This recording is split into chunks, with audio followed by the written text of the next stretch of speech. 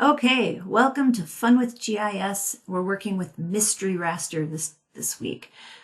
Just so you know, I'm working in ArcGIS Pro 3.2.2. This version may differ from yours, and so you might see slight differences. Don't panic. It's completely normal and something that's going to haunt us always because versions update so regularly, which is a good thing. Okay, so the first question, what's the coordinate system of the state capitals data set? I kind of threw everything into the map. It's pretty ugly. But to find the coordinate system for the state capitals, we're going to go into the properties, the source section, and spatial reference. And you'll see that there are two listed. We've got a projected coordinate system and a geographic coordinate system. So one question is, can a data set have two coordinate systems? The answer is no. The second question might be, how do you know which one is correct? And it is the projection, because projections are a second step to the geographic coordinate system. And here's what I mean. The geographic coordinate system is latitude and longitude, and that's the graticule that's being represented. So the coordinate values are the angles out from the center of the Earth to this curved graticule of latitude and longitude lines. They're angles. All data, spatial data, starts with a curved model because the Earth is round. So all spatial data has a geographic coordinate system. It has to. This is where we start. How do we model the curved surface? We can opt to mathematically transform that curved surface to a flattened one. And in doing so, we have to recalculate the angle values of latitude and longitude to Cartesian coordinate values on a flat plane. So it's just a mathematical transformation and recalculation of the coordinate values.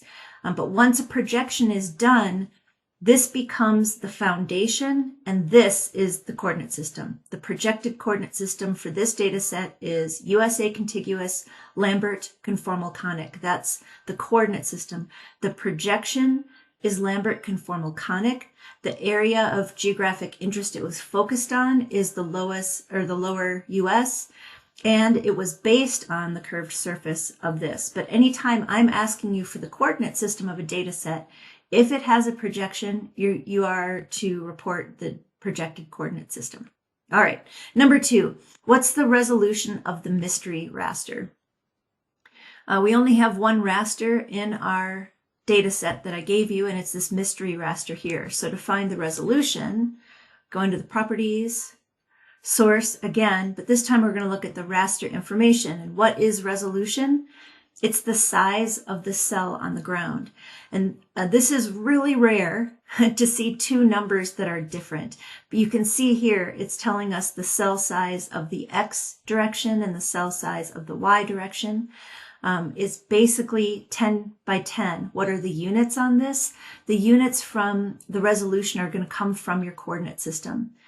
And you can see here, oh, those are the vertical units. I was going to say you can usually see the units are associated with the coordinate system there, or I always look at the extent, and the extent values are going to be measured in the same units.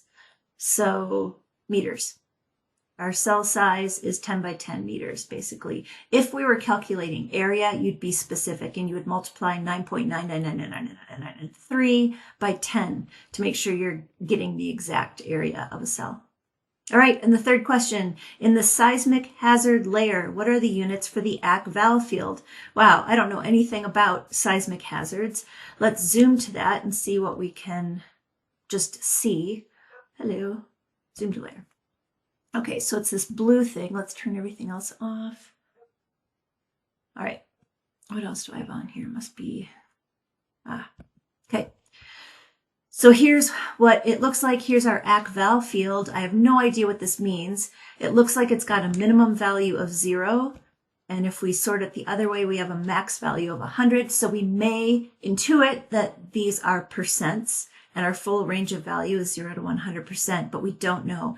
And we could dig around, we could look in the properties, but I've done this enough, I'm just going to save you the time. If it was me, I would Google seismic hazard and this exact header. Let's just see what we get. Oh, how convenient. seismic hazard, AcVal, this first thing, I'm going to go there. It asks me to download a PDF. I'm going to do it. And then I'm going to do a Control F, and I'm going to look for AcVal.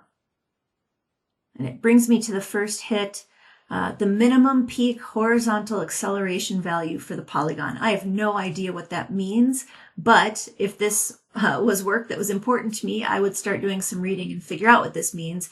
Here's the units, %G.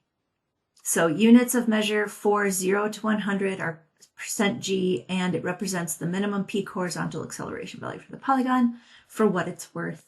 All right, that's it for the first 3 questions. Hang tight and I'll be back for the next 3.